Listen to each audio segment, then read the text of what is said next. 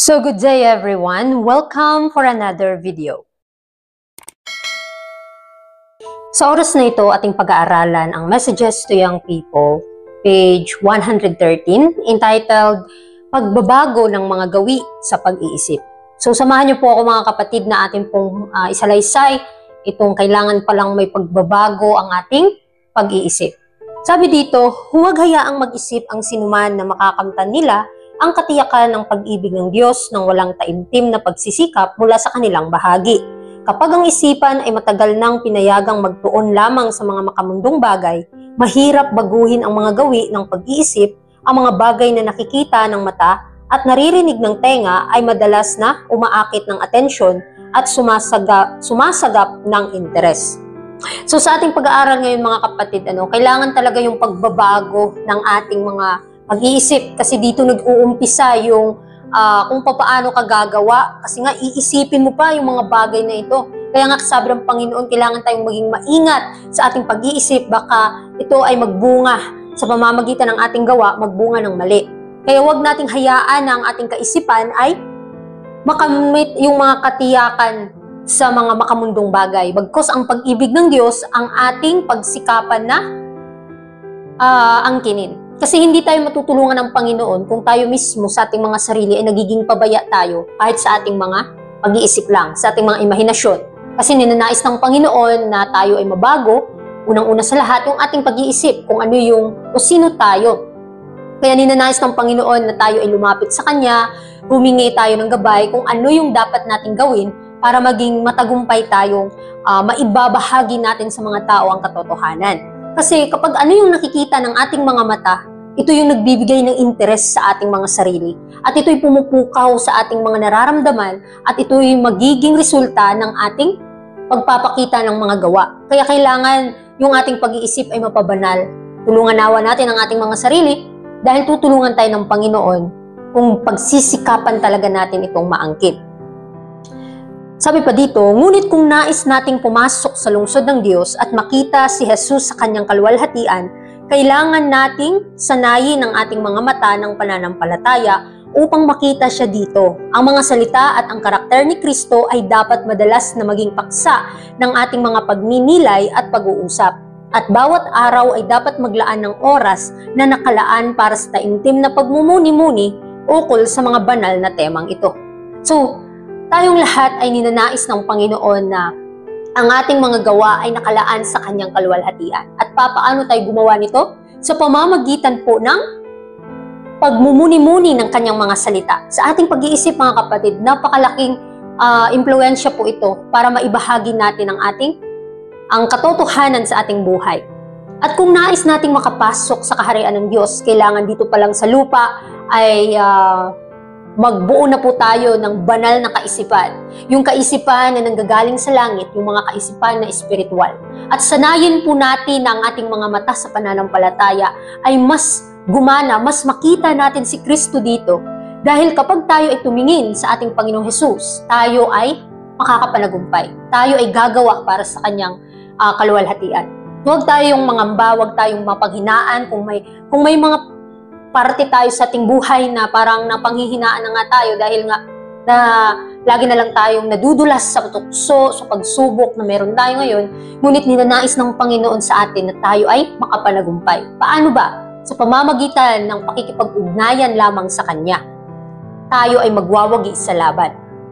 So maglaan po tayo ng oras para sa taimtim na pagmumuni-muni, taimtim na panalangin upang tayo ay magabayan sa Kanyang banal na espiritu para tayo ay makapanagumpay mga kapatid.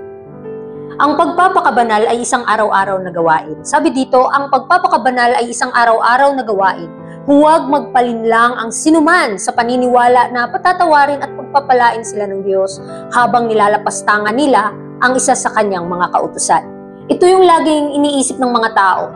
It's okay na nagkakasala tayo kasi nga meron tayong tagapamagitan, ililigtas naman tayo ng Panginoon kung magsisisi tayo. Ngunit that's not a reason mga kapatid. Isipin natin, iniligtas tayo ng Panginoon hindi dahil para magpatuloy tayo sa pagkakasala. Nais ng Panginoon na kung iniligtas na tayo, ay gumawa tayo ng mabuti na magbibigay kaluwalhatian sa Kanya. Dahil ang pagpapabanal po mga kapatid sa ating karakter ay pang-araw-araw na pakikipagbuno, pakikipagsangka, pakikipaglaban sa ating mabuting pakikipaglaban ng pananampalataya. Hindi po ito sarili nating pakikipaglaban kasi nga hindi tayo hinayaan ng Panginoon na makipaglaban sa ating mga sarili. Ang sinadyang paggawa ng isang kilalang kasalanan ay nagpapatahimik sa tinig ng Espiritu at naghihiwalay sa kaluluwa mula sa Diyos. Anuman ang mga ekstasiya ng relihiyosong damdamin, hindi mananahan si Jesus sa puso ng hindi sumusunod sa banal na kautusan. Ang Diyos ay magpaparangal lamang sa mga gumagalang sa Kanya. So, very clear po mga kapatid, minsan tayong mga tagasunod ni Kristo o nag-aangkin ng mga Kristiyano na nadadapa sa mga tukso't pagsubok, gumagawa pa rin tayo kahit nakakaalam na ng katotohanan sa ating mga kapatid. Personally, sa buhay ko, may mga times na sinasadya ko ang pagkakamali, pagkakasala, dahil alam ko na ito'y kasalanan, pero pinapatuloy pa rin. Kaya isipin nating mabuti mga kapatid, na ay maka-learn na tayo ng lesson, na mabuksan na po ang ating mga mata, na isipin natin na ang katotohanan ay pinagkaloob sa atin at kailangan natin itong lakaran at nawa mamuhay tayo ng may kabanalan, na may takot sa Diyos, na magbigay ng kaluwalhatian sa Kanya araw-araw. Kasi nga pakikipagbuno at kailangan pagsikapan natin ito na makipaglaban sa mabuting pakikipaglaban ng pananampalataya. Kanino man kayo magpasakop bilang mga aliping susunod, siya ang inyong magiging aliping susundin. Kung tayo ay magpapadala sa galit, pita, kasakiman, puot, kasakiman sa sarili o anumang kasalanan, tayo ay nagiging mga alipin ng kasalanan. Walang tao ang makapaglilingkod sa dalawang Panginoon. Kung tayo ay maglilingkod sa kasalanan, hindi tayo makapaglilingkod kay Kristo. So very clear po mga kapatid, ayaw ng Panginoon na hati ang ating mga puso. Na kailangan kung maglilingkod tayo sa Panginoon, naglilingkod din tayo sa sarili natin. Isipin natin, kanino ba tayo naglilingkod? Kanino ba tayo nakikipagkaisa sa gawain? Kapag tayo ay nagdadala pala sa galit natin, tayo ay parang nagagalit at hindi natin makontrol ang ating mga sarili. Kailangan nating ihingi sa Panginoon yung gabay na kailangan makontrol ng Panginoon ang ating mga buhay para tayo ay magabayan tungo sa buhay na walang hanggan. At paano nga ba talaga tayo gagawa?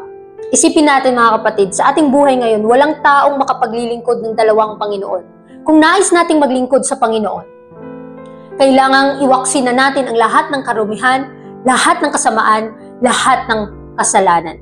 Ano man yung humahatak sa atin, humihila sa ating mga puso, kailangan niya nating bitawan dahil ang Panginoon ang nakakaalam. Kailangan natin itong mapanagumpayan. Mararamdaman ng Kristiyano ang mga udyok ng kasalanan sapagkat ang laman ay nagnanais laban sa Espiritu, ngunit ang Espiritu ay nakikipaglaban laban sa laman, na nagpapatuloy ng isang walang katapusang digmaan.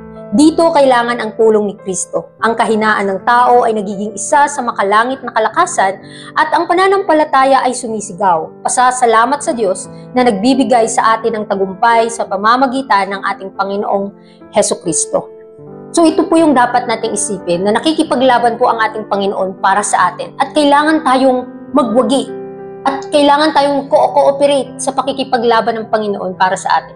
Isipin natin, ano ba yung ginagawa natin sa lahat ng kabutihan na pinagkaloob ni Kristo sa buhay natin? Ano ang ating ginawa? Patuloy pa rin ba tayong naglalapastangan sa kanyang kalooban? Tandaan natin kung patuloy natin ginagawa ang isang kasalanan na alam natin ay mali sa harapan ng Panginoon. Dahan-dahan hindi natin pinapakinggan ang tinig ng banal na Espiritu. Kaya nawawala na din ng boses ang kanyang Espiritu mga kapatid. Kaya tandaan natin, huwag po nating sasayangin ang mga pagkakataon na pinagkaloob sa atin ang kanyang pagpapala, ang kanyang banal na Espiritu upang tayo ay magabayan, upang tayo ay mapabanal ng kanyang kalooban, ng kanyang mga salita. Kaya kung tayo ay nakikipagbuno, ang ating pananampalataya ay sumisigaw at nangangailangan ng tulong at tutulungan tayo ng Panginoon ayon sa kanyang pangako. Kung nais nating magtaglay ng karakter na matanggap ng Diyos, kailangan nating magbuo ng tamang mga gawi sa ating relihiyosong buhay. Ang araw-araw na panalangin ay kasing halaga ng pagkain para sa pisikal na kalusugan, sa paglago ng biyaya at pati na rin sa espiritual na buhay. So sa araw-araw mga kapatid, kumakain tayo 3 beses mga kapatid sa isang araw. At ilang po ba tayong beses nag-aaral ng salita ng Panginoon sa isang araw? Tandaan natin, kapag gutom ang ating spiritual, wala tayong ganang manalangin, wala tayong ganang makinig ng mga salita ng Diyos, at mawamatay din ang ating spiritual na buhay. Kaya huwag nating pahintulutan na dumating yung punto na gutom na tayo sa spiritual na bagay. Kaya kailangan, kung ano yung nakita mong katotohanan, kailangan nating isabuhay ito at tuunan ng pansin kung ano pa ba talaga ang dapat nating baguhin. Ihingi natin sa Panginoon ang dapat nating salitain, ang dapat nating isipin dahil ang Panginoon ang nakakaalam. Kaya kung nais talaga nating magtaglay ng karakter na matatanggap ng Diyos, kailangan nating magbuo sa tamang paggawi sa ating relihiyosong buhay. Maging seryoso po tayo sa pagpili kung ano yung dapat nating gawin para mabago. Ang Panginoon nandyan lang, tutulungan niya tayo, anuman yung kahinaan na meron tayo ngayon, na may humihila pa sa atin na tukso. Alam ng Panginoon ang ating kahinaan. Nasubukan niya po tayo. Nasubukan niya na yung ating mga sitwasyon. Kaya kung ano yung ating naranasan na din niya ni Kristo. Kaya kailangan kung maglilingkod tayo sa Panginoon, surrender na po natin, mga kapatid, ang ating buhay sa Kanya upang hindi tayo magkasala pa. Mamuhay tayo ng may kabanalan. Dapat nating sanayin ang ating mga sarili na madalas itaas ang ating mga iniisip sa Diyos sa pamamagitan ng panalangin. Kung ang isipan ay lumilihis, kailangan natin itong ibalik sa pamamagitan ng matyagang pagsusumikap. Ang gawi ay magiging madali. Hindi natin kayang paghiwalayin ang ating mga sarili kay Kristo kahit na isang saglit. Nang may kaligtasan, maaari nating maranasan ang Kanyang presensya na kasama tayo sa bawat hakbang. Ngunit tanging sa pagsunod lamang sa mga kondisyong Kanyang itinakda. So ito yung tandaan natin. Naglaan na ng Panginoon ng mga kondisyon, ano yung dapat nating gawin para tayo ay makasunod sa Kanya. So dapat nating sanayin ang ating mga sarili kung ano yung pinagagawa niya sa atin, ano yung nais niya, ano yung kalooban ng Diyos, ay sundin natin. Upang maasanay tayo na sumunod sa Panginoon, anuman yung mga paghirap na ating dapat na lakaran, atin po itong malalampasan dahil nandiyan ang Panginoon sa ating harapan. At dapat nating sanayin ang ating mga sarili na mag-aral ng salita ng Diyos, tuunan ng pansin ano ang dapat nating gawin para makapanagumpay.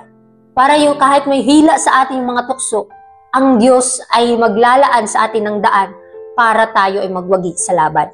Kaya mga kapatid, tandaan natin, hindi natin kayang paghiwalayin ang ating mga sarili sa Panginoon dahil siya mismo ang nagmamay-ari nito.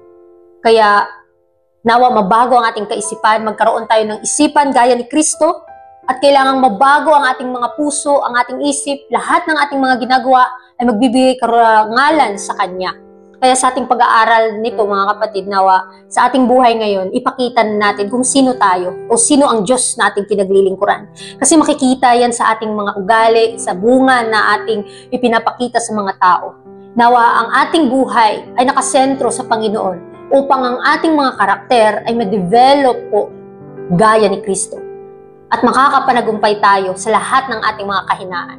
Ninanais ng Panginoon na tayo ay mabago, tayo ay mapabanal, at kailangang mabago ang ating kaisipan sa pamamagitan ng pananampalataya at sa mga mabubuting gawa, maluluwalhati po natin ang Panginoon sa lahat ng ating gagawin. Huwag po nating kalimutan na ang Panginoon ay nandyan, alam niya ang ating pinagdadaanan at nais niya na tayo ay mapabanal at tutulungan niya tayo sa ating mga kahinaan. Kaya muli, maraming salamat po sa inyong pakikinig and God bless.